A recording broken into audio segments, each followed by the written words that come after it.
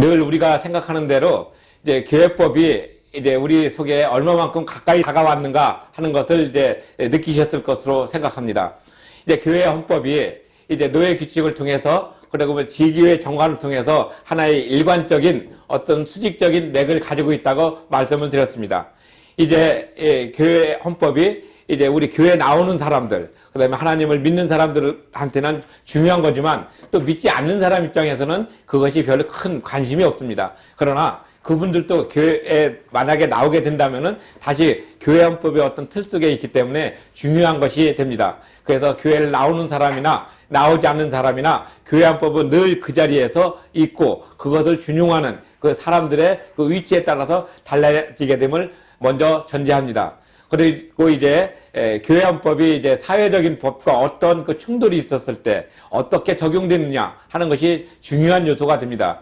그러니까 우리나라에서는 이제 1993년 부산영락교회 소유권의 그 어떤 그 판결, 그 다음에 2006년도 소유권 판결, 그러니까 그때는 이제 건물 명도 소송이었죠. 그 다음에 2010년도에 또 이제 교회 탈퇴와 교단 탈퇴에 관한 어떤 그 대법원 판결, 그리고 2014년도에 강북교회에서 나타났던 총회 재판국 무효 확인 판결, 그 다음에 이제 최근에 있었던 사랑의 교회 담임 목사 위임 무효 판결에 이르기까지 이러한 그 대법원 판결 5개가 우리 교회 헌법의 전반적인 틀을 이렇게 새롭게 이렇게 느끼게 하는 또는 새롭게 정리해야 되는 그런 중요한 것으로 나타났습니다.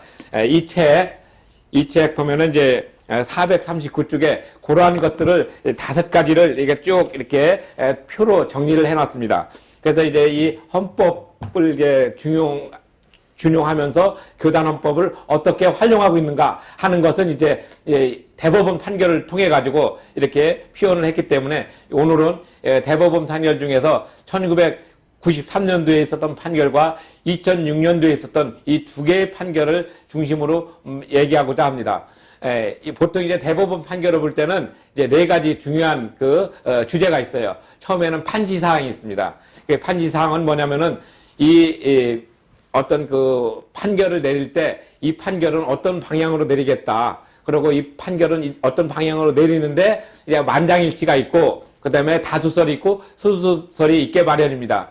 대부분 이제 다수설은 이제 긍정설이라고도 표현하기도 하고 또 그렇지 않으면 이제 부정설로 표현하기도 하는데 이제 중요한 것은 전체가 어떤 관점으로 이것을 판결을 내려줬다 하는 것을 이제 다수설로 표현을 하고 이제 소수설은 이제 그것과 마찬가지로 이렇게 다수설을 인정을 하되 이러한 소수적인 의견도 있다는 것을 같이 평행해서 명기하게 됩니다. 그다음에 이제 그런 그 판시 사항이 된 다음에 이제 그 판결을 내리는 그 요지가 있습니다. 그래서 예를 들어서 원고가 어떠한 상황에 대해서 판결해달라고 내려왔을 때 그것을 이제 어떠한 방법으로 법률적인 어떤 자문 또는 법률적인 요건을 갖춰가지고 설명하는 부분입니다. 그 다음에 이제 3번째는 주문을 내리게 됩니다. 주문은 이제 대부분 이제 원고를 뭐 승소를 한다든지 원고를 패소를 한다든지 그 다음에 또 어떤 그 건물이 있거나 재산 관계가 있으면은 이제 그 재산을 보존하기 위해서 가압류를 신청한다든지 또는 그 원고와 피고가 같이 들어갔던 비용은 이제 누가 하느냐 하는 요 3가지를 중심적으로 나타납니다. 그 다음에 이제 그 마지막으로는 그런 그 주문이 나타난 다음에는 그 판결을 내려가지고 마무리를 짓습니다. 그러면 이제 2006년도 대법원 판결이 이제 지난번에 말씀드린 대로 우리 한국교회법의 어떤 흐름을 상당히 바꾸는데 중요한 역할을 했던 이유는 명시적으로는 이제 건물 명도 소송이었지만 그것이 이제 소유권의 어떤 모습 그런 것들을 이제 나타나는 중요한 여건으로 있어서 교회의 그 법률적인 성질을 거기에서 표현했습니다. 처음에는 이제 그 교회 재산을 이제 합유 또는 총유라는 단어를 이렇게 해서 병행해서 썼다가 이제 2006년도 판결 이후부터는 총유라는 개념으로 정확하게 정리가 됐습니다. 그 다음에 이제 그 2006년도 판결에서는 이제 재산을 누가 가지고 이제 수익과 또 어떤 처분권을 가지고 있느냐 그것은 이제 3분의 2 이상 되는 다수에 의해서 판결 내린다고 말씀을 드렸습니다. 그 다음에 다수에 의한 것, 그 다음에 총유의 개념, 그다음에 교단 탈퇴와 교회 탈퇴의 어떤 부분, 그러니까 교회 분열을 어떤 부분으로 인정할 것인가 하는 그런 부분들도 2006년도 판결에 세세하게 나와 있기 때문에 그 부분을 중심으로 말씀을 드리고자 합니다. 그리고 이제 그 전에 나왔던 것이 1993년 그 부산 영락교회에서 있었던 소유권 말소 등기 사건인데, 이 부분에 대해서도 나타날 때는 뭐냐면은 이제 그 전체 총회, 그러니까 공동회의죠. 공동회의에서 3분의 2 이상의 어떤 정족수 요건, 그걸 갖다가 이제 의결 정족수라고 하는데, 의결 정족수가 채워졌느냐, 또는 이제 의사 정족수는 제대로 돼 있느냐, 그 다음에 그 의결 정족수를 했던 사람들의 어떤 적법성 여부, 그러니까 당사자로서 어떤 그 부분, 그러니까 우리가 교회에서 얘기한다면 원입교인으로서 자격이 있느냐 하는 이런 것들을 세밀하게 보았는데, 그것을 제가 이제 이 책에도 물론 이제 나와 있지만, 제가 이제 대법원 종합법률센터에 가서 그거를 뽑아왔어요. 거기에서 보면은 이제 그 부산 영락교회 같은 경우를 먼저 중요하게 여기는 것은, 이 영락교회 판결이 지난 그 1948년도부터 시작해가지고 한 50여 년 동안 꾸준하게 이렇게 일관적으로 나왔던 어떤 그 교회와 국가법의 모습이었는데, 2006년도부터는 그 부분이 이제 반대 방향으로 바뀌기 때문에, 먼저 영락교회의 어떤 그 소유권 등기 말소 사건을 먼저 보신 다음에 그 부분을 보게 돼서 이제 뒤집어서 생각하면 2006년도 판결이 나오고, 그것이 나타남으로 인해 가지고 이제 교회 정관과 또 교단 헌법이 이제 어떤 역할을 하는지 그런 것들을 이제 세세하게 알 수가 있기 때문에 그렇습니다. 먼저 판시 사항을 보게 되면은, 먼저 이제 그 부산 영락교회 소유권 말소 등기 사건입니다. 그래서 이제 판시 사항에는 이제 종전 교단에 있는 사람들이 남아 있고, 나머지 이제 교단을 떠나야 될 사람들이 새로운 어떤 그 교회를 이제 설립한다든지 나갔을 때 이 부분을 이제 교회 어떤 그 분열로 인정하느냐 하는 그 부분입니다.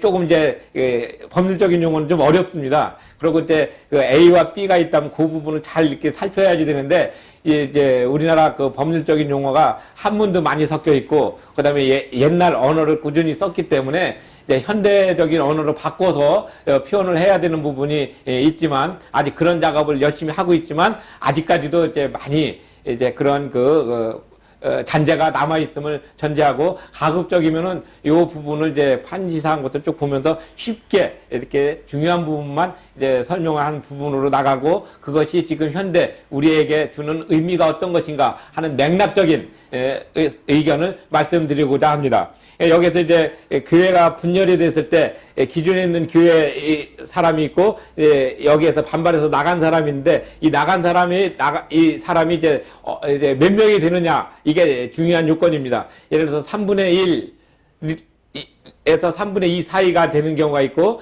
3분의 2 이상이 될 때, 이 다수가 나갔을 때 이 종전 교단에서 교회의 어떤 이름과 정통성을 지키고 있는 사람이 그 교회 재산을 이렇게 소유할 수 있느냐, 또는 처분할 수 있느냐 하는 이런 문제예요. 그럼 이제 이 나간 사람들 입장에서는 이제 엄연히 따지면 이제 그 교회를 이제 두 개로 이렇게 나눠서 생각할 수 있는가 하는 그런 부분이 첫 번째 쟁점이고, 두 번째는 이제 어떤 것이냐면, 이제 교회가 분열되었을 그 당시에 어느 부분, 그러니까 소수나 다수나 어떤 부분에서 분명히 있을 것입니다. 그러니까 무슨 뜻이냐면은 100명이 됐을 때 50명으로 나눠지는 경우도 있을 수 있고, 30명, 70명으로 나눠질 수 있고, 또는 70명이 남고 30명이 나가는 경우도 있고, 이런 세 가지의 경우 수가 있지 않겠습니까? 그럼 요때 그 교회 재산을 누가 이렇게 관리할 수 있느냐 하는 것이 이제 쟁점이 된 것이죠. 그래서 여기서는 이제 보통 이제 뭐라고 하냐면, 판결의 어떤 요지, 판결을 내릴 때는 전통적으로 어떤 재산 관계에 있어서 정관에 명시되지 않았을 경우에는 이제 교단헌법에 있는 대로 관례에 따르지만, 그렇지 안 됐을 경우에는 분열 당시 교인들의 어떤 정족수, 그러니까 어떤 다수와 소수에 의해 가지고 사용 수익권이 달라진 것을 얘기했는데, 93년도까지는 소수가 된다 할지라도 다수가 나가면은 나간 사람들은 이제 교인의 어떤 권리를 잃게 됨으로 인해서 기존 교회가 갖고 있는 재산에 대한 어떤 그 사용과 수익권을 상실한다고 봤어요. 그래서 이제 여기 영락교회, 부산 영락교회가 같은 경우는 여기 보면은 이제 그 3분의 2 이상으로 처음엔 따져준 게 아니라 4분의 3 이상이 돼야 된다. 그러니까 3분의 2가 되면은 한 66.7% 되니까 67%겠는데 4분의 3이면 75% 되니까 이게 상당히 많은 어떤 부분이 나가지 않는 이상에는 이제 교회 분열을 인정하지 않았어요. 그러니까 이제 다수가 됐다 하더라도 이제 자기가 그 교회 재산 형성에 많은 기여를 했음에도 불구하고 그런 권리를 이제 찾지 못하고 새롭게 이제 교회를 이렇게 설립을 해야 되는 또는 다른 교단으로 가는 또는 다른 교회를 이렇게 흩어져서 가야지 되는 그런 어떤 부분들이 있었는데 그런 부분들을 이제 국가에서는 처음에 인정을 해줬어요. 그러다가 이제 그런 것들을 이제 인정을 했지만 이제 그런 것들이 이제 좀 이렇게 사회적인 어떤 상식, 예를 들어서 교회의 그 법률적인 성질은 비법인 사단으로 있기 때문에 그 비법인 사단으로서 가져야 될 때는 이제 그래도 그 일반적으로 볼 때는 이제 사원총회에서 뭐 3분의 2 이상의 어떤 사람이 해결적인 어떤 모습이 됐거든요. 근데 그런 부분이 여기서는 이제 명시가 정확하게 안 돼 있기 때문에 좀 혼돈스러웠던 부분이 있어요. 그래서 요때는 이제 기존 교단의 어떤 정통성을 인정하고 또 교회가 탈퇴되지 않는 이상에는 이제 그 소수라도 교회의 어떤 사용 수익권, 총유권을 인정했지만 이제 이러한 부분들이 이제 2006년도에는 이제 바뀌게 됩니다. 3분의 2 이상이 나가서 새로운 교회를 하게 되면 교회를 이제 분열로 인정을 하고 거기에 따라서 총유권은 다수가 이제 갖고 있는 것으로. 그러니까 기존의 정통적인 어떤 모습을 지켰다 할지라도 이 사람들이 소수가 되면은 다수에 의해 가지고 이 소수의 어떤 총유권이 인정되지 않고 다수로 이제 옮겨지게 된 거죠. 그러니까 1993년도 판결의 어떤 모습하고는 이제 반대가 되죠. 그러니까 법률적으로 따지면 1993년도 판결에서 다수설이 2006년도에는 소수설로 변하고 이 93년도 판결에서 소수설로 있었던 그 사람들이 다수설로 변하면서 교회 총유의 어떤 사용 수익권이 변동이 되는 것이죠. 중요한 것입니다. 그래서 이제 2006년도 판결에서는 이제 다수가 이렇게 가게 되면은 이제 교회의 어떤 모든 재산권은 다수에 기속이 됐는데 문제는 이제 교회에 이렇게 남아있는 3분의 1은 어떻게 되느냐. 그 3분의 1은 이제 자기가 자유롭게 이제 3분의 2가 있는 다수의 어떤 편입이 되든가 아니면 다른 교회를 가든가 아니면 또 새롭게 교회를 이렇게 만들어야 되는 그런 부분으로 이제 만들어진 것입니다. 그러니까 이제 대법원 판결이 이렇게 한번 이렇게 나오면은 고등법원이나 또는 지방법원은 대법원 판결의 어떤 모습에 이렇게 따라서 해야 되는, 그것을 제가 전문용어로 기속력이라고 하는데, 그 상급법원에서 내렸던 그것을 하급법원은 이제 기속하게 되는, 그래서 그 하급법원은 상급법원의 어떤 취지에 반해서 판결을 내리기가 아주 어렵습니다. 그래서 이제 그 대법원 판결이 나오면은 그 대법원 판결이 이제 대부분 전원 합의체 판결로 나오는데 그 전원 합의체 판결이 정리가 되지 않는 이상에는 그것에 따라갈 수밖에 없는 그런 속성이 있습니다. 그래서 이제 그런 이유는 뭐냐면 이제 그 법적인 안정성과 또 그 법적인 신뢰 이런 것들을 이제 담보하기 위한 것으로 생각되고, 또한 교회에서도 이제 처음에는 이제 그런 어떤 총유권을 이제 그 소수에게 주었던 그런 부분을 이제 다수에게 이제 옮겨줬다는데 큰 의의를 가지고 있었고, 또 2006년도는 우리가 이제 사회적으로 볼 때 상당히 어려웠던 시기였습니다. 1997년도에 이제 그 IMF로 인해 가지고 산업기관이 상당히 변화가 됐고, 또 그럼으로 인해서 이제 그 사람들의 그 생활 수준이 눈에 띄게 새로운 어떤 모습으로 바뀌었고, 그 다음에 그 당시에 이제 또 우리 사회는 이제 교회라는 어떤 그 재산권적인 것에 대한 민감하게 이렇게 관심을 가질 때가 되었던 것입니다.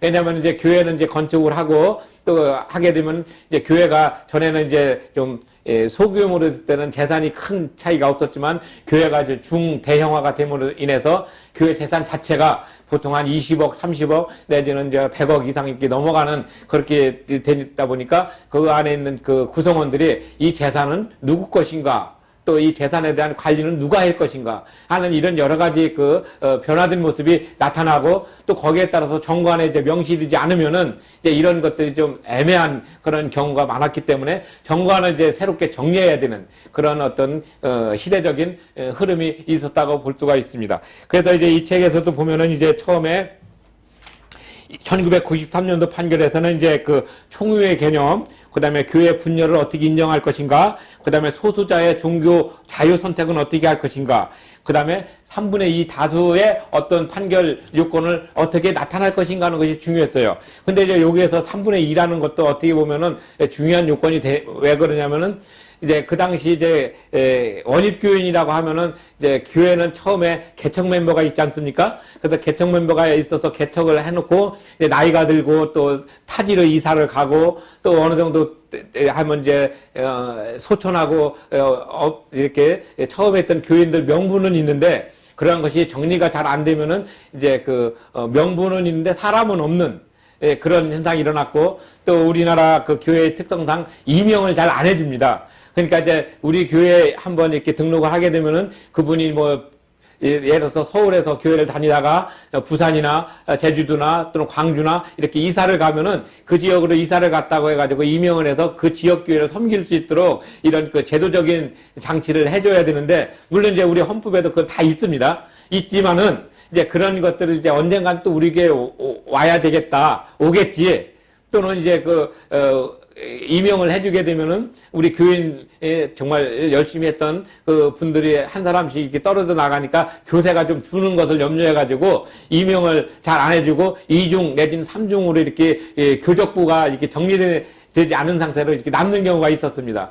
그래서 이제 여기서도 이제 한 1,450명 정도가 이렇게 전체 교인이었는데, 그 중에서 이제 나가는 사람들이 이제 한 500 한 몇십 명, 그 다음에 남는 사람이 한 900 한 몇십 명, 이렇게 되다 보니까 이제 3분의 2가 완전하게 안 되는 그런 상태 되다 보니까 다수결에 대한 개념이 중요하게 나타났음에도 불구하고 다수결의 요건을 가질 수 있는 원입교인이 정확하게 몇 명이냐 하는 이런 부분들이 정확하지 않았어요. 그리고 또 이제 아주 일부 교회에서는 이제 3분의 2라는 그 정족수를 채우기 위해서 자기가 아는 사람들 뭐 이름을 이렇게 빌려가지고 교인으로 이렇게 등록을 해놓고 실제 출석은 안 하는 그런 가짜 교인들이 있었죠. 이제 이런 분들한테 이제 어떤 표결을 할 때 교회에서 참 중요한 표결은 몇 가지 있지 않습니까? 예를 들어서 교단을 탈취한다든지, 또는 또 새로운 목사님을 청빙한다든지, 또는 이제 교회의 어떤 새로운 사업을 한다든지, 또는 교회 건축을 한다든지, 또는 교회에서 이렇게 운영자금으로 어떤 금융기관으로부터 돈을 대부받을 때라든지, 이때는 이제 교인들의 어떤 의견을 모아가지고 해야 되는데, 대부분 이렇게 교회의 근간을 이렇게 흔들 수 있는 중요한 것들은 대부분 3분의 2 이상 다수의 어떤 의견을 요할 때 그게 잘 안 되는 경우에는 이렇게 가짜 교인들을 만들어가지고 이렇게 하는 경우가 있었어요. 그래서 이제 이것을 소송법적으로는 이제 교인의 당사자 적격, 또는 이제 목사의 당사자 적격 뭐 이런 용어로 쓰고 있어요. 근데 이런 것들이 이제 우리는 아직 법적인 인식이 정확하진 않았습니다. 그러다 보니까 이제 어떤 판결이 이제 교회 내에서 표결에 나왔을 때 이제 진 쪽에서 보니까 저쪽에서는 어떤 사람이 했다고 하는데 그 사람들은 실제 보니까 우리 교회 사람들이 아니더라. 그리고 저분들은 내가 알기로는 뭐 어떤 경로당에서 우리 교회 등록이 된 적이 없는데 이름으로 나와가지고 이렇게 했네. 이제 이래서 이제 소위 부정 인원이 이제 표결에 참석하는 그런 경향이 있었어요. 근데 이런 것들을 이제 사전에 걸러내야 되는데, 이제 어쨌든 자기가 이제 어떤 표결에서 이권 관계가 들어가지 않습니까? 교회의 어떤 재산 문제는. 이제 그런 걸 하다 보니까 이제 그런 걸 정확하게 안 해놓음으로 인해가지고 나중에 이제 표결이 끝난 다음에 뭐 이렇게 부정 선거니까 다시 해야 된다, 무효한다, 이런 식으로 해가지고 계속 이제 법정으로 이렇게 소송을 걸게 되니까 심지어는 뭐 당회 결의 무효 확인 소송까지 나올 정도로 이런 아주 심각한 어떤 문제가 자꾸 생기게 되었습니다. 그래서 이런 부분들을 이제 미연에 방지하기 위해서 이제 정관에다가 원입교인에 대한 부분을 정확하게 해놓죠. 그 원입교인 해놓고, 원입교인 하게 되면 이제 교인의 자격이라고 해가지고 원입교인으로 해야 된다. 또 세례 받은 사람들 이상이 이제 교회의 어떤 그 의결을 할 수 있는 자격이 된다. 그러니까 의사 정족수와 의결 정족수로 이제 포함이 된다. 이런 그 요건을 만들기 시작한 거예요. 물론 이제 그전에도 이제 간단하게 있었지만 그건 이제 형식적으로 있었고 실제적으로 교회의 어떤 재산 문제가 이렇게 첨예하게 대립하게 되고 그 재산의 향방이 과연 어떤 그 방향성을 가지게 될 때는 아무래도 그 재산을 지키려는 자와 그걸 써가지고 어떻게 새롭게 뭔가 해보려고 하는 어떤 그 소위 그 진보적인 어떤 생각을 갖고 있는 사람들과 항상 부딪히게 돼 있잖아요. 그럼 그것이 이제 의견을 조정하고 이렇게 타협하고 또 어떤 그런 관계로 참 좋게 나가면 괜찮은데 꼭 그런 것이 잘 안 되면은 이제 표대결로 하는 경우가 있습니다. 바로 이제 2006년도 대법원 판결은 이제 그 선결교회 교단에 있었던 그 신서교회에서 일어났던 사건인데 거기에서 나타났던 것이 바로 그런 부분이에요. 여기서 있을 때는 이제 교단을 탈퇴를 했었다. 그 다음에 교단 이름을 이제 변경을 한다. 또는 교회 이름을 바꾼다. 하는 이런 부분들 할 때는 이제 의결 정족수가 3분의 2 이상 돼야지 되는데 이제 그렇지 못하게 될 때 근데 몇 명이 빠져가지고 3분의 2가 안 될 때는 지금 말씀드리는 그런 편법적인 사람을 이제 이렇게 유령 교인으로 만들어서 3분의 1을 넘겼다 하는 그런 경향도 있었어요. 이렇게 판결을 여러 가지로 보게 되면은 그런 것들이 이제 많이 있었기 때문에 이제 교회 정관에는 그런 부분들을 정확하게 메모해라 이겁니다. 그래서 그것이 이제 어떻게 보면 이제 당사자 적격이라는 것은 소송을 했을 때 그 소송의 자격이 있느냐. 그런데 이제 우리가 보편적으로 얘기했다는 교인의 지위라는 것으로 얘기를 하죠. 그래서 이런 교인의 지위, 그 다음에 민법적인 어떤 판결을 내릴 때 정족수의 어떤 그 차이 이런 걸 할 때 중요한 요소로 작용하게 됐습니다. 그래서 1993년도 그 판결에서는 이제 교회 재산의 총유적인 부분을 어떤 관점으로 보느냐 하는 것을 이제 중심을 두었다면은 2006년도 대법원 판결에서는 교회는 이제 비법인 사단으로서 재산은 총유인데 다수가 그것을 활용할 수 있고 다수의 의견에 따라서 처리할 수 있다고 판결을 전혀 다르게 내려준 것이죠. 이제 이것은 이제 그 많은 목사님들이 이제 너무 유명한 판결이기 때문에 많이 압니다. 그래서 제가 이제 요 강의 끝나고 나면은 밑에다가 요 판결 이름을 정식으로 이렇게 해놓겠습니다. 예를 들어서 대법원 2006년 4월 20일 그 다음에 이제 선고 2004-3777로 판결. 그 다음에 이제 이름은 이제 그 건물 명도 소유권 말소 등기 이렇게 가지고 그걸 해놓은 테니까 여러분들께서는 이것을 만약에 좀 자세히 읽고 싶다면은 제가 지금 이제 그 밑에 그 댓글에다 적어놓는 그 판결문을 이제 대법원 종합법률센터에 들어가서 그거 치면은 거기 사건 개요가 다 나옵니다. 근데 판결 요지, 그다음에 판시 사양, 그다음에 주문, 그다음에 결론. 이런 것들이 나오는데 거기에서 중요한 건 이렇게 그 무슨 대법원에서 판결을 내릴 때 이름 보니까 건물 명도 뭐 이런 건데 어떻게 교회가 이렇게 있느냐. 근데 사실은 이게 교회에 일어났던 그 사건을 하다 보니까 교회의 그 법적인 성질이 무엇인가. 그 다음에 교회가 어떤 일을 해야지 되는 것인가. 그 다음에 교회의 그 어떤 구성원들의 어떤 합법적인 부분은 무엇인가 하는 이런 것들을 이제 사실관계를 따지는 것이죠. 그러니까 이런 것을 정확하게 따져가지고 이제 새롭게 교회 헌법과 교회 정관,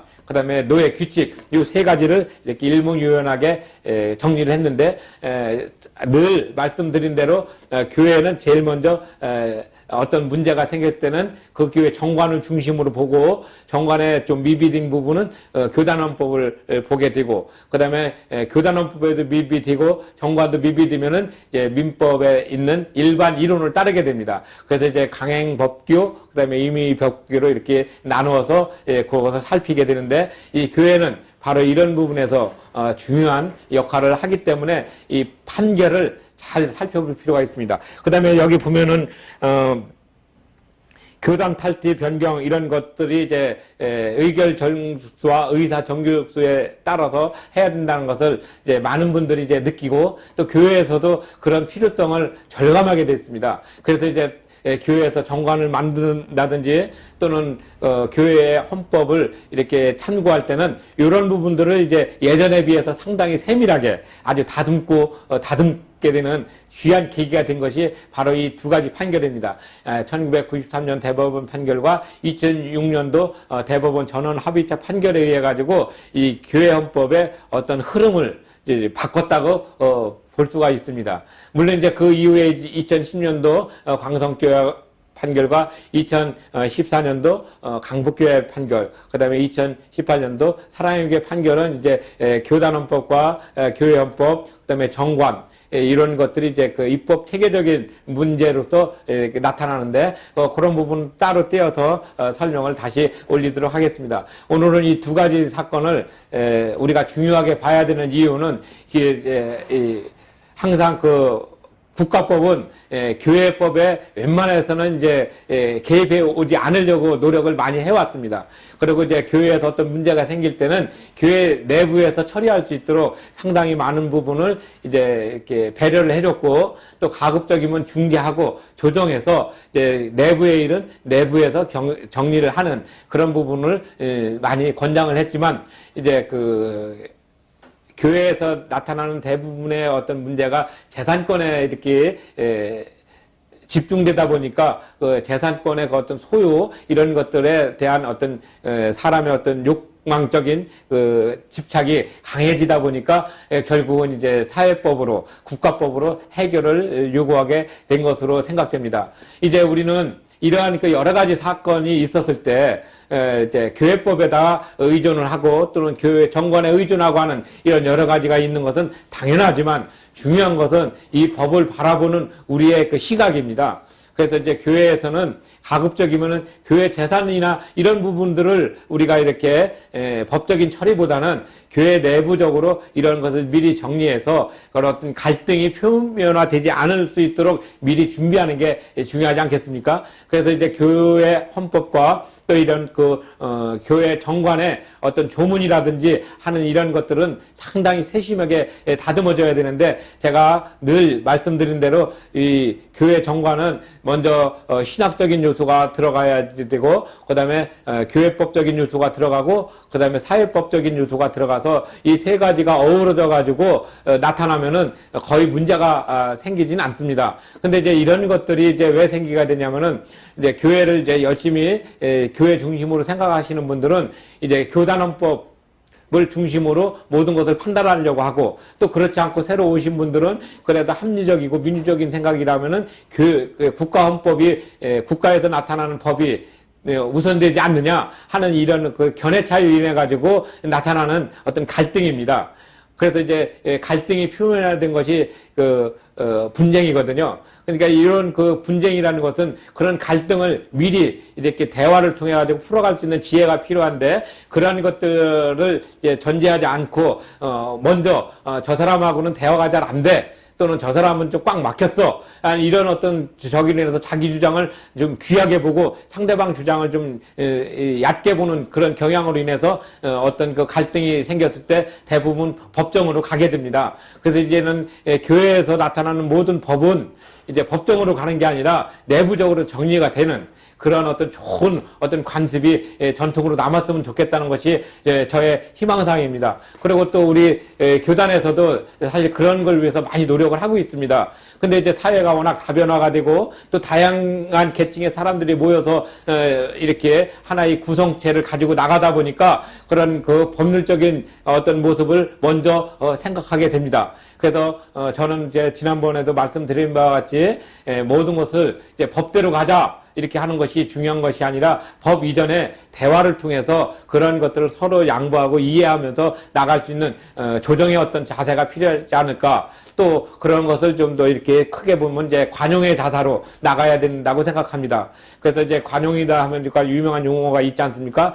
톨레랑스라고 해서 나가는 건데, 나 아닌 다른 것들을 인정하고 또 나도 틀릴 수 있다는 전제를 가지고 이렇게 나가게 되면은 괜찮은데, 나는 항상 옳은 거고 상대방은 틀린 거라는 생각을 갖다 보니까 결국 거기에서 이제 어떤 반목과 시기와 질투가 생김으로 인해서 교회로 봐서는 상당히 덕스럽지 못한 현상, 법정에 가는 현상이 나타나는 것입니다.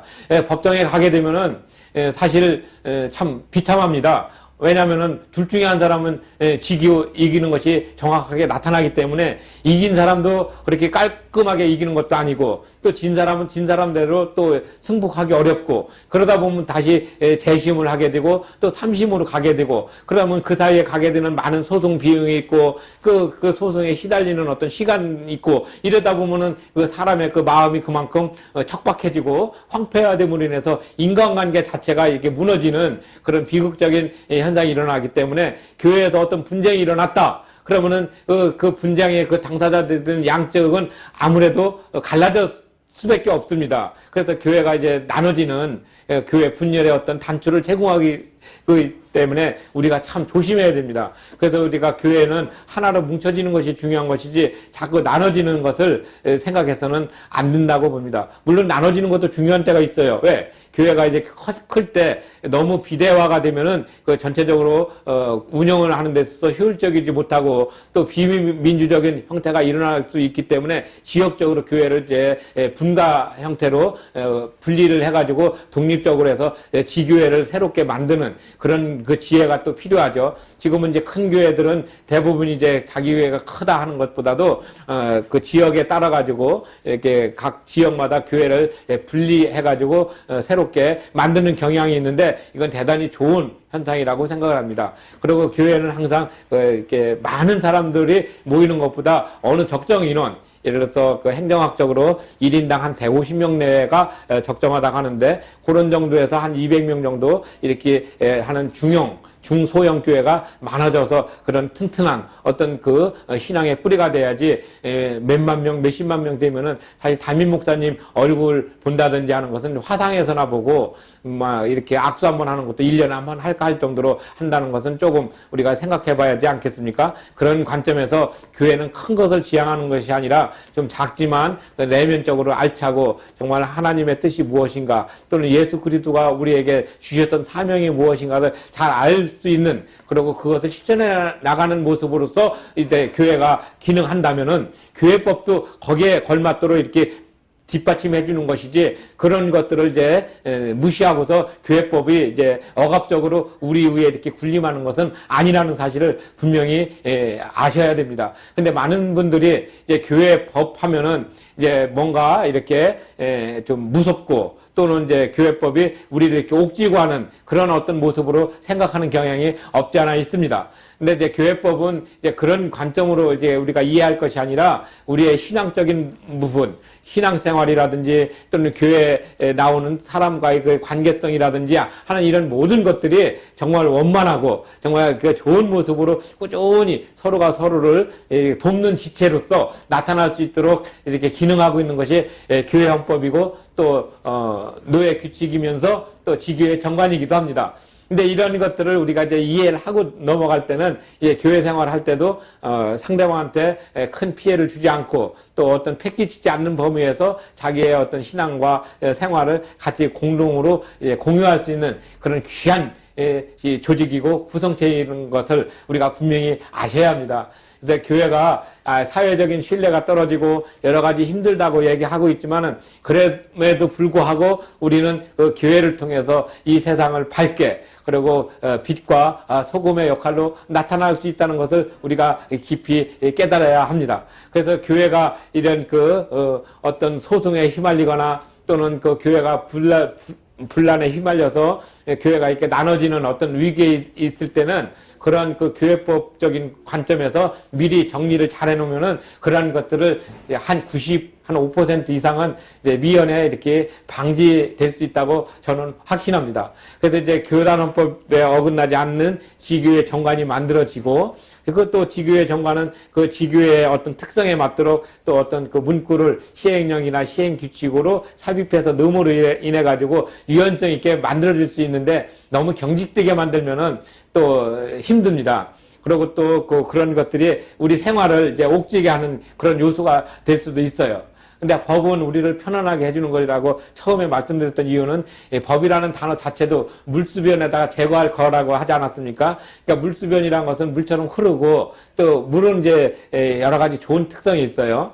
그래서 이제 항상 먼저 가려고 하지 않고 앞에 웅덩이라든지 또는 돌뿌리가 있으면 웅덩이는 채우고 가고 돌뿌리가 있으면 이제 돌아서 가고 하는 이런 여러 가지 좋은 어떤 모습으로 이제 법이 기능한다는 그런 의미로서 이제 글씨가 써져 있고, 그 다음에 또 물은 또 우리가 또 이렇게 필요한 부분을 채워주는 아주 귀한 어떤 모습이 되지 않습니까? 물이 무슨 지금 어떤 영양가가 많아가지고 그런 것이 아니라 우리의 그 가장 필요한 부분을 채워주고 있듯이 법도 우리가 가장 필요로 하는 부분, 상대방과 나 아닌 타인과의 관계에 있어서 어떤 그 불합리하거나 또는 불이익적인 요소가 있는 것은 공평하게 만들 수 있는 그런 부분이 됩니다. 그래서 법은 항상 우리에게 있어서 평등하다는 얘기를 쓰지 않습니까? 그러니까 평등하다는 용어는 이제 누구에게나 평등한 절대적인 평등이 있어요. 사람은 누구나 차별받지 않는다 하는 것은 이제 거의 절대적인 평등이라고 표현하고, 또 누구나 법 위에서 있지 않고 법 아래 다 있다. 모든 사람은 법의 어떤 귀속을 받는다는 뜻이죠. 이런 것은 이제 절대적인 평등이라고 얘기할 수 있어요. 그렇다고 또 이제 법은 또 상대적인 평등이 있죠. 어떤 사람에게는 이렇게 혜택을 주게 되면 상대적으로 그거보다 좀 연약한 사람한테는 좀 배려를 해줘야 되는 그런 부분이 있어요. 그래서 이제 그 평등이라는 어떤 기본적인 그 이해는 같은 것은 같게, 다른 것은 다르게 대우하는 것을 이제 평등이라고 표현하거든요. 그 다음에 또 한 가지 또 말씀드렸지 않습니까? 그건 비례의 평등이라고 해서 어떤 부분에서는 그 공로가 많고 또 힘을 많이 이렇게 했던 부분에 대해서는 다른 것보다는 조금 배려를 더 많이 해주는 그런 어떤 그런 모습도 필요합니다. 그래서 이제 평등이다 얘기할 때는 누구나 다 같은 어떤 모습이지만 같은 것은 같고 다른 것은 다르게 표현해 주는 것. 바로 교회법이 바로 그런 부분에서 아주 중요합니다. 왜냐하면은 교회에 모인 사람들은 대부분 무엇입니까? 죄인이라고 하는 사람들이 모였어요. 그리고 내가 죄인이고 하나님 앞에 죄인이고 정말 예수를 그리스도로 고백하고 구원을 얻고자 하는 사람들이 모였던 공동체이기 때문에 누구나 다 이렇게 완벽한 사람이 와 있는 건 아닙니다. 근데 이제 간혹 가다가 이제 교회 생활을 오래 하다 보면은 또 교회에 좀 어떤 그 행정이나 또는 교회 신학적인 어떤 교리가 좀 밝고 또 뛰어나면은 이제 새로 오신 분들이나 또는 그렇지 못한 사람들을 조금 경시하는 경향이 있습니다. 근데 이런 것들은 이제 우리가 참 조심해야 될 것이고, 또 이런 것들을 좀 이렇게 제도적으로 막을 수 있는 것은 이제 교회 헌법 또는 교단 헌법의 신학적인 부분이 필요한 것입니다. 그래서 제가 말씀드린 대로 신학적인 부분이 왜 필요한가? 바로 이런 부분입니다. 그래서 교회 안에서 신학적인 부분이 필요한 것은 아무래도 우리 교회헌법 정치편 제 3장 또는 에 보면은 교회는 본질적으로 하나님의 말씀을 잘 보존하고 변질되지 않게 증거하고 전파하는 것을 주 목적으로 한다고 쓰지 않았습니까? 교회 정관 3조에 보면 대부분 그것이 나옵니다. 1조는 이제 교회 이름이 나오고 어느 교단 소속 무슨 교회 이렇게 1조가 나오고, 2조는 그 교회가 어느 지역에 속해 있다, 어디에 있다 하는 소속지가 나오고, 3조에는 목적과 비전에서 바로 그런 부분을 명시하게 됩니다. 우리 교회는 하나님의 말씀을 잘 받들고 그 뜻을 잘 해석하여 이 세상에 빛과 소금의 역할을 한다. 또 이런 것이 있고, 또 다른 쪽에서는 웨스트민스터 신앙 고백의 어떤 대소요리 문답을 준수하며, 또 어떤 교회에서는 뭐 청교도적인 신앙의 정신을 가지고서 우리가 교회의 어떤 복음을 본질적으로 이렇게 보존하고 지키는 것을 목적으로 한다 하는 이런 그 목적과 비전을 이렇게 명시하게 되어 있습니다. 이런 것들이 이제 사실은 우리 실정법적으로는 이제 조금 멀리 있는 그 신학적인 부분이 될 수가 있고, 또 이제 어떤 교회 법적인 부분으로 된다면은 이제 우리 교회가 예를 들어서 대한예수교 장로교회 무슨 교회다, 또는 대한선결교 무슨 교회다, 또는 대한감유회 무슨 교회다, 이렇게 했을 때 대한감유회, 선결교, 장로교 이런 것은 이제 교단헌법에서 나타나는 보호막이 되는 겁니다.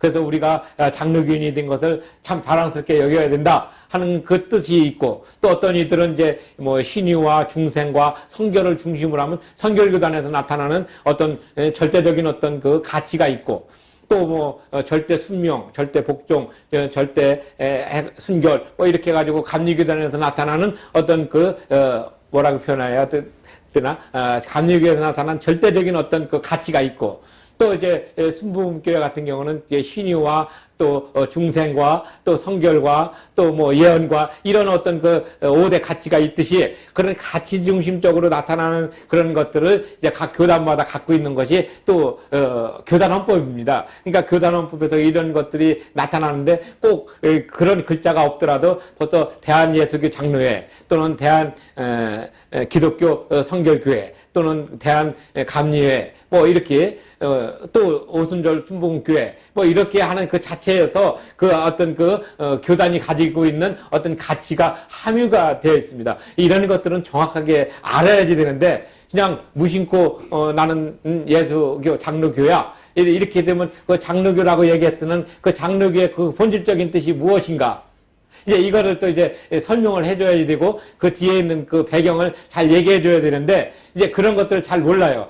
그러니까 쟤는 뭐 장로교래, 쟤는 성결교래, 뭐 이런 식으로만 하지, 내가 왜 장로교인이 되었고 왜 성결교단이 되었고 하는 이런 부분들을 우리가 이제 좀 배워야지 됩니다. 그래서 이제 교회에서도 그런 것을 어느 정도는 가르쳐 줘야지 되고, 그래서 이제 이 교단에서 또 이 교회에 왔을 때는 이 교단에서 생각하는 것을 이 교회에서는 어떤 방향으로 이렇게 실천을 하고 있다 해서 그 자기의 정체성을 분명히 이렇게 얘기하는 것이죠. 그래서 장로교의 그 정체성은 중요한 것은 뭡니까? 대의정치죠. 그래서 대의정치가 중요하기 때문에 당회가 있고 재직회가 있고 그다음에 공동회가 있어요. 이런 것들은 이제 그 하나의 그 시대적인 흐름으로 있고, 사회법적으로도 마찬가지입니다. 우리 헌법도 행정부가 있고, 제일 처음에 이제 입법부가 있고 행정부가 나오고 사법부가 나오지 않습니까? 그래서 3권이 이렇게 분리가 되는데, 거기에 이제 독립적인 어떤 기구가 또 생기죠. 예를 들어 가지고 이제 선거관리위원이라든지 또는 이제 헌법재판소라든지 또는 이런 부분들이 나타남으로 인해 가지고 이제 이 3권이 제대로 작용하는 부분들을 보완해주는 어떤 그런 부분이 있어요. 그래서 이처럼 교회법도 그런 부분들을 보완해주는 것이 바로 교회 정관에서 나타나는 어떤 그 독립적인 운영의 어떤 묘라고 생각할 수가 있습니다. 그래서 늘 우리가 생각할 때는 교단헌법, 그 다음에 또 노예 규칙, 그 다음에 지교회 정관, 이 세 가지가 나오는데, 이 세 가지가 제대로 되면은 이렇게 민사법적인 어떤 소송으로 가기 전에 해결될 수 있는 부분들인데, 그것들이 이제 잘 안 되는 이유는 바로 말씀드렸던 대로 이제 소유권에 대한 어떤 재산권에 대한 것이 교회 내에서는 명시가 되어 있지 않기 때문에 민법의 일반 이론을 적용하고, 그 민법에서는 이제 그 교회 헌법 중에서 이제 그 지교의 정관을 중심으로 바라보기 때문에 이런 현상이 일어난 것입니다. 이제 앞으로 이런 것들은 계속 일어날 것입니다.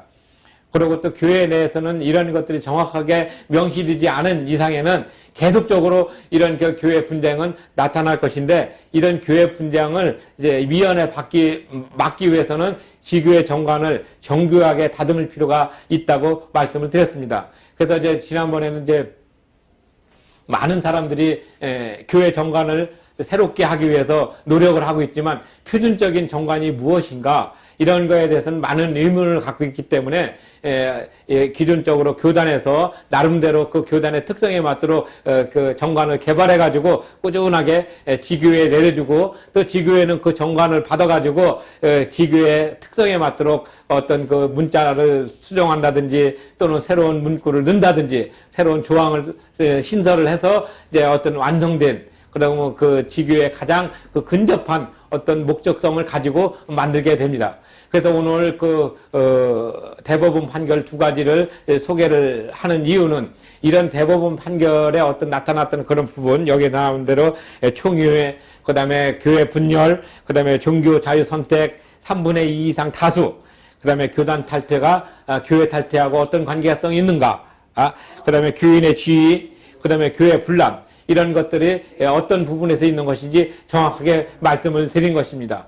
그래서 우리가 생각할 때 교단 탈퇴를 하게 되면은 교회 탈퇴를 당연시 여기는 그런 부분도 이제는 그렇게 되진 않아요. 왜냐하면 교단을 탈퇴한 것과 교회를 탈퇴한 것하고는 전혀 다른 개념으로 이제 새롭게 정리가 되는 것이 2010년도 광성교회 판결이기도 합니다. 그래서 이제 그런 여러 가지 기술적인 문제, 그러니까 이런 그 고도의 법적인 어떤 개념 문제는 우리가 이제 한꺼번에 다 배울 수는 없지만 꾸준히 조금씩 이런 사례는 왜 이런 사례가 나왔나, 그 사례가 나왔을 때의 어떤 그 배경, 그 다음에 그런 사례가 나왔을 때 나는 어떻게 우리 교회는 대응하고 있으며 나는 어떻게 그것을 이해하고 있는가 하는 이런 것도 상당히 중요한 요소로 우리에게 다가온 것입니다. 그래서 이제 우리가 이 교회를 생각할 때는 늘 우리 속에서 역사하시는 그런 예수님의 어떤 정신, 그 다음에 하나님의 법, 이런 것들을 먼저 우리가 깊이 고민하고 또 거기에 따라가지고 이제 교회법을 해석하고 볼 수 있는 그런 안목이 필요하게 된 시기가 되었습니다.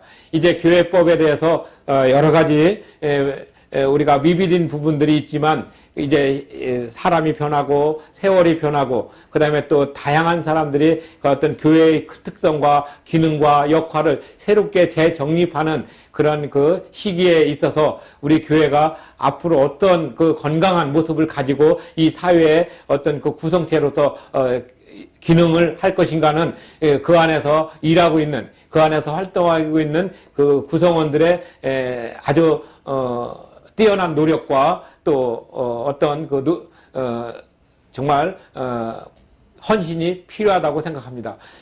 마찬가지로 교회법을 이제 생각하면서 또 이런 그 국가법에서 특히 대법원에서 이렇게 판결을 내렸을 때는 우리가 그 대법원 판결을 존중하면서 그 판결에서 이렇게 얘기하고자 했던 그런 부분들을 이제 교단원법이라든지 또는 지교회 정관에서 보완하고 그래서 앞으로 그런 부분들에 대해서는 거의 그 트집을 잡히지 않고 계속 이렇게 기능할 수 있도록 스스로 노력하는 귀한 계기도 됩니다. 그래서 제 국가에서 교회에 대한 판결을 내릴 때 그것이 어떤 그 교회의 어떤 그 교권을 침해하는 거다 또는 교회를 탄압하는 거다 하는 이런 것으로 이제 맹목적으로 먼저 이렇게 반론을 필 것이 아니라 저런 판결이 왜 나왔는가 먼저 살피고 그 판결에 대해서 우리가 잘못된 부분이 있어 먼저 고치고 그래서 그런 판결이 다음에는 나타나지 않도록 먼저 노력하는 것이 필요하지 않겠습니까? 근데 이제 많은 분들은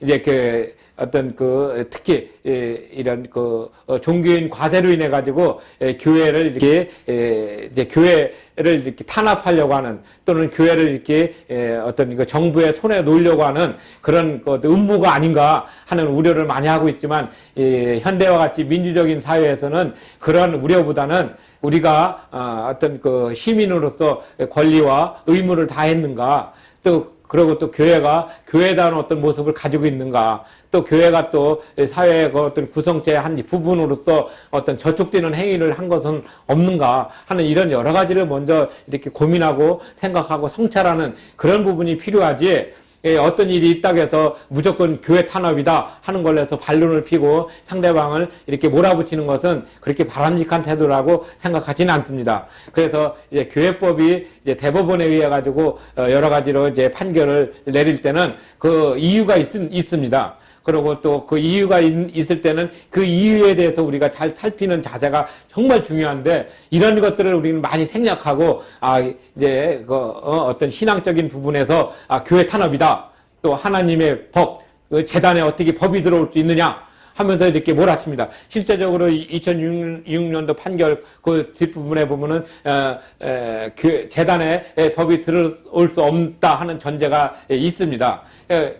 국가도 그런 것들을 잘 알고 있어요. 알고 있으면서도 어쩔 수 없이 판결을 내려줘야 되는 어떤 당위성을 볼 때는 그만큼 우리 교회가 그만큼 잘못하고 또는 결길로 가고 또는 어떤 법정신에 많이 어긋나 있다는 것을 인정을 해야지 되는데 이런 것들을 인정하기에 앞서가지고 교단의 어떤 그 탄압 또는 교회 탄압 또는 이제 하나님의 법에 어떻게 감히 이렇게 세상법이 들어올 수 있느냐 하는 이런 어떤 독단적인 생각을 많이 갖는 경향으로 인해 가지고 더 갈등이 묘하게 꼬이고 야기되는 그런 경향이 많음을 우리가 먼저 생각할 때 어떤 대법원 판결이라든지 또는 하급 시민 고등법원이나 또는 지방법원에서 그런 어떤 판결이 나왔을 때는 그런 판결은 우리를 이렇게 곁길로 가지 않게 또 우리가 잘못했던 부분들 그리고 우리가 생각하지 못했던 부분들을 이렇게 체크해 주는 거다 생각하고서 우리가 미리 고칠 수 있는 그런 어떤 지혜와 또 융통성 또는 유연한 사고가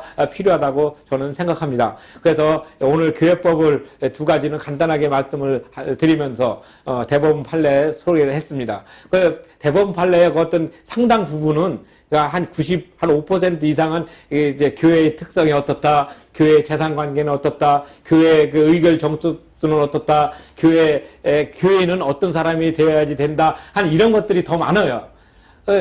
단순하지 않습니까? 판결은 이것은 이제 원고를 승소한다 또는 원고가 패소한다. 그 다음에 이 부분에 대해서는 이렇게 재산적인 적이라면 금원은 연 5%의 이자로 낸다.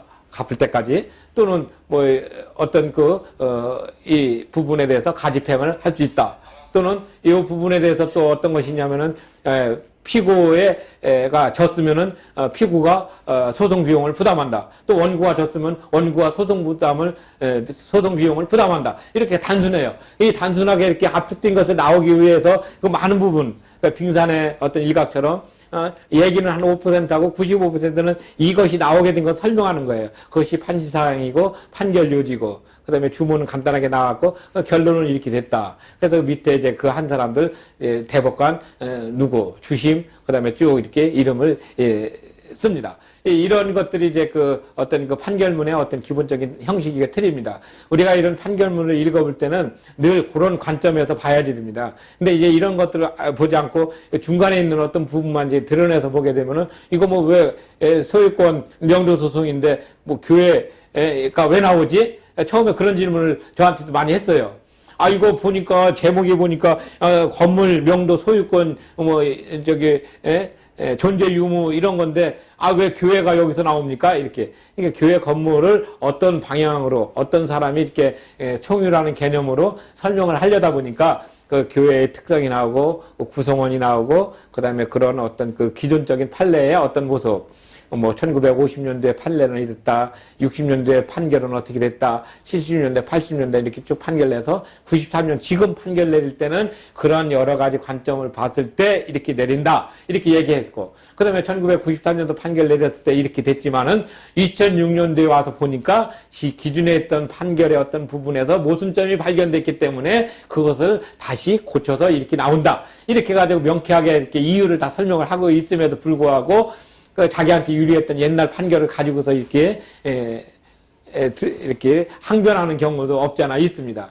물론 이제 기존에 있던 것이 무조건 틀렸다는 것이 아니라 그것이 봤던 관점과 지금에 봤던 관점이 조금 달라졌다는 것을 얘기하는 것이죠. 그래서 항상 교회 판결을 볼 때는, 특히 대법원 판결을 볼 때는 그러한 방향성을 우리가 바라봅니다. 대법원 판결에서는 보편적으로 이것이 옳다, 그르다, 이렇게 해가지고 형량이 몇 년이다 이렇게 때리지는 않습니다. 다만 이 판결은 이런 부분에서 좀 심리가 미진했다, 또는 이런 부분에서 좀 간과한 것 같으니까 새롭게 판결을 했으면 좋겠다. 그래서 권고사항으로 전체는 방향성만 얘기합니다. 그럼 이제 그 밑에 이제 대법원에서 내렸던 그 취지를 가지고 이제 고등법원에서 새롭게 세 사람이 이제 합의체를 만들어가지고 그 부분을 정리하는 그런 것이 보편적으로 우리 사법체계의 근간입니다. 그리고 이런 법체계를 잘 이해할 때 우리 교회법도 바르게 이해될 수 있는 것은 바로 아까 말씀드린 대로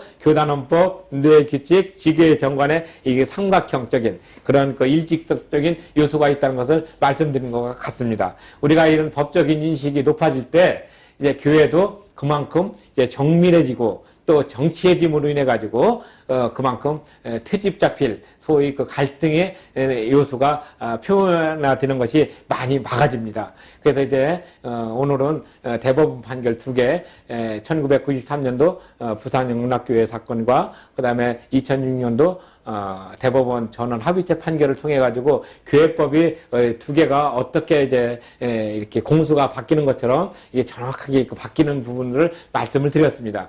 물론 이제 제가 말씀드린 부분들이 조금 미진하고 또 하면은 제가 이제 그 댓글 밑에다가 이 판결에 대한 그 제목과 또 사건 번호를 적어 놓겠습니다. 그럼 그거를 여러분이 이제 인터넷에서 어떻게 치냐면은 이제 인터넷 대법원 치면은 거기에 이제 그 대법원 종합법률센터에 이렇게 치고 사건 번호 입력시키면은 제가 지금 말씀드린 것이 판시상부터 판결 요지, 주문, 결론까지 쭉 이렇게 가지고 보통 이제 한 9페이지에서부터 25페이지 사이에 나오는데 이제 그게 좀 빡빡하게 나왔어요. 왜 나왔냐면 이제 그 줄간 간격에 우리는 보통 한 160에서 180으로 했는데 거긴 120으로 돼 있으니까 따닥따닥 붙어가지고 되게 이렇게 첫 이미지부터 아이쿠 이걸 어떻게 읽나 이렇게 생각하실 거예요. 그래서 그것을 복사하신 다음에 한 180으로 칸결을 늘린 다음에 쭉 읽으시면은 이제 나름대로 법률적인 지식과 아울러서 이 법의 흐름을 정확하게 이해하실 것이라고 생각됩니다. 오늘 이제 그 대법원 판례 두 가지를 말씀드렸는데 대법원 판례에 있는 것은 많이 말씀을 못 드린 이유는 그 판례가 나타나는 어떤 방향성과 또 거기에 나타나는 어떤 그 내부적인 부분을 이제 여러 가지로 설명을 이렇게 드렸습니다. 그래서 여러분께서는 이 대법원 판결이 왜 중요한가를 우리가 다시 한번 생각하고 또 그런 판결을 우리가 이제 이해하고 그래서 다음에는 그런 판결이 나오게 될 때는 어떤 관점으로 보게 된다 하면은 그만큼 이제 알고 이제 판결을 읽게 되는 것이기 때문에 좀 더 쉽게 우리 속에 다가올 것이고 특히 교회 정관이 왜 중요한가 하는 그런 부분들을 여기에서 분명히 얘기해 줬습니다. 그래서 이 이후부터 2006년도 대법원 판결 이후부터는 교회 정권을 각 교회에서 열심히 이렇게 다듬고 만들었던 하나의 그 붐이 있었습니다. 그러다가 이제 2018년도부터 이제 종교인 과세가 실질적으로 시행이 됨으로 인해서 종교인 과세의 이제 어떤 항목을 이제 세 가지거든요. 대부분 과세, 과세 유예, 면세 이렇게 세 가지 나오는데 어떤 부분은 과세가 되고 어떤 부분은 과세 유예가 되고 어떤 부분은 면세가 된다 하는 것도 이제 교회 정관에 정확하게 명시가 돼야지 나중에 어떤 그 세제상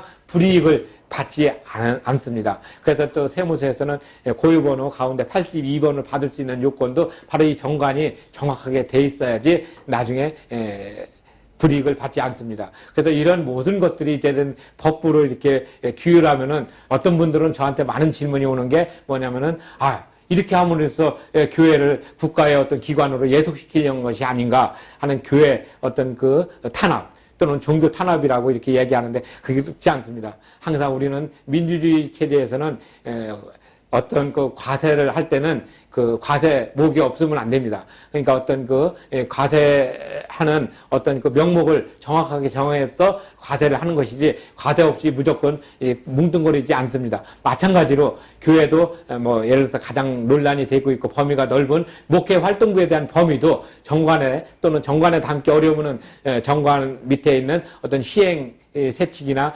규칙 또는 시행령에다가 목회활동비는 이러이러한 부분은 목회활동비로 쓴다 하는 것을 명시함으로 인해 가지고 어떤 그 탈세라든지 또는 예기치 않은 그 어떤 횡령이라든지 하는 이런 부분에서 자유로울 수가 있는 것이지 만약에 그런 것들을 하지 않고 어떤 기존 관습대로 쓰는 걸로 하게 되면은 그런 부분에서 또 문제가 생길 수가 있습니다. 그러니까 우리가 부주의해서 생긴 문제는 우리의 잘못이지 결코 상대방 잘못이 아니란 것을 분명히 알 때 우리가 정관을 정확하게 만들고 또 교단헌법을 정확하게 이해하고 그 다음에 교단헌법과 노예규칙과 정관의 어떤 그 수직적인 부분을 잘 이해하고 나서 어떤 문제가 생기면은 대법원에서 어떤 판결을 내린다 할지라도 우리는 당당할 수 있다는 것을 말씀을 드리는 것입니다. 늘 우리 속에 역사하시는 하나님의 사랑과 또 우리 예수님의 그 놀라우신 은혜와 십자가의 지심으로 인해서 우리와 같은 정말 죄인을 구원해 주심으로 인해서 교회라는 큰 선물을 주셔서 이 땅에서 정말 그 가치 있는 삶으로서 나타나게 하시는 그분의 그 어떤 은혜에 우리가 늘 찬양하고 또 그분들을 찬양하는 사람들이 모여있는 교회가 이 세상법적으로 인해서 상처받지 않도록 우리가 먼저 준비하고 조심하는 것이 우선적으로 해야 될 일이 아닐까 생각합니다.